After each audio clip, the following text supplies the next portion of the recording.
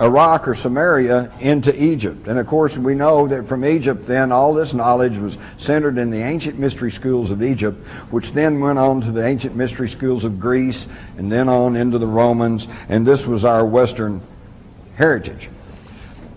Now, all of this was accumulated regardless of who Moses was, whether he was a title or a name. When the Israelites were sent out of Egypt and freed, they were told to take what you need. Well, some of them, I'm sure that meant take some clothing, take some food, but some of them meant take everything that wasn't nailed down. And they took gold, silver, they took scrolls, they took all kinds of things on their travels in the wilderness. And we know that during their travels in the wilderness, they attacked and conquered a variety of people and city-states. And as was the habit in that time, oops, are we out of time? Oh, thank God, I saw something here.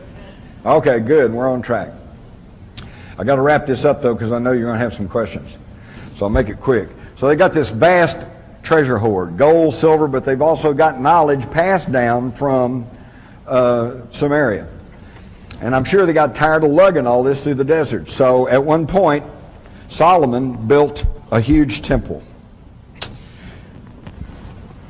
And part of it, of course, was to worship. Part of it was to house the Ark of the Covenant, their communication device for God, and to house and warehouse all of this fabulous treasure.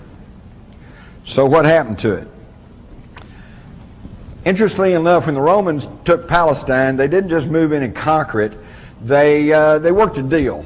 They said, look, if you'll let us, you can keep your king, and you can keep your lifestyle if you'll just pay homage to Rome. And they said, okay, and King Herod was installed, built his palace over the old, at the same place as the old Solomon Temple, there on the Temple Mount in Jerusalem, which is now, of course, a Muslim mosque, the Dome of the Rock. But then the Jews began to chafe under the Roman leadership, and in 66 AD there was a revolt. I'm sure it didn't just start overnight and it didn't end overnight. The Romans then sent troops in and they